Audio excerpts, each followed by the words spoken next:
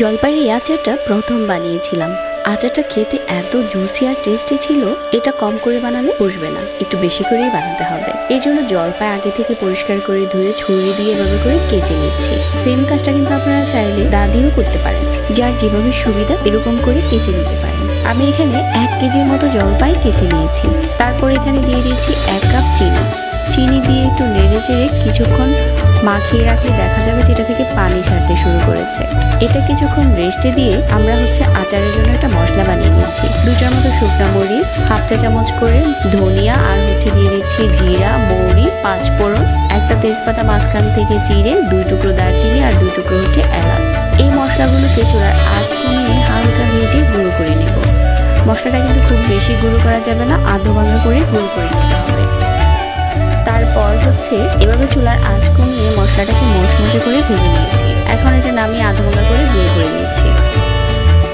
এই একই প্যানে জলপাইগুলো দিয়ে দিলাম, আর এই সময় চুলার আঁচ মাঝারি রেখে জাল করে নিচ্ছি। যখন কিছুক্ষণ ফুটে যাবে তারপর দিয়ে দিচ্ছি এখানে 1/4 চা চামচ হলুদ গুঁড়া আর 1/4 চা চামচ লাল মরিচের গুঁড়া। এটা অপশনাল, চাইলে স্কিপ করতে পারেন, তবে দিলে আচারে দারুণ একটা কালার আসে। এই গুঁড়া মশলাটা আমি এখানে দিয়ে থাকি।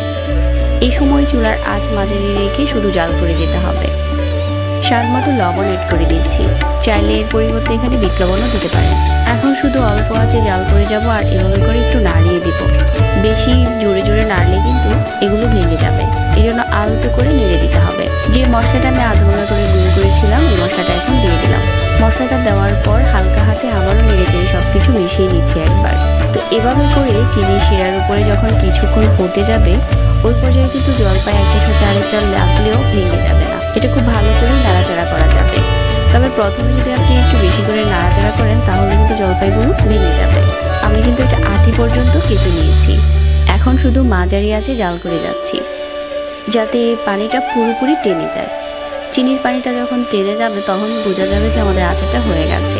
আর এই আচারে কোনো রকম পানি না দেওয়ার কারণে আচারটা 1 বছরের মতো ভালো থাকে। আর প্রতিটা স্লাইসের ভিতরে দেখা যাবে যে শিরা ঢুকে একদম টইটুম্বর হয়ে আছে। এইভাবে জলপাইয়ের আচারটা বানালে দারুণ টেস্টি হয় খেতে। এখন চুলার আঁচ মাঝারি রেখে বেশ কিছুক্ষণ এরকম করে জাল করে নিয়েছি, আর দেখেই বোঝা যাচ্ছে যে আচারটা এখন প্রায় হয়ে গেছে। যখন এরকম জুসি আছে ওই পর্যায়ে চুলাটা বন্ধ করে দিয়েছি। এটা চুলা থেকে নামানোর পর আরও কিছুটা টেনে যাবে। এখন এই জলপাইয়ের টুকরোগুলো যে কোনো কাচের বয়মে ভরে নর্মাল ফ্রিজে রেখে দিলে 1 বছরের মতো ভালো থাকবে। আর এখন একটা জলপাইয়ের টুকরো হাতে নিয়ে দেখিয়ে দিচ্ছি যে এটা ভিতর থেকে কতটা জুসি হয়েছে। চাইলে একদম সহজ রেসিপিতে এই আচারটা বানিয়ে দেখতে পারেন। আজকের রেসিপি ভালো লাগলে পেজ ফলো করে রাখবেন প্রতিনিয়ত নতুন রেসিপির জন্য। সবাইকে ধন্যবাদ জানিয়ে আজকে এখানে বিদায় নিচ্ছি। আল্লাহ হাফেজ।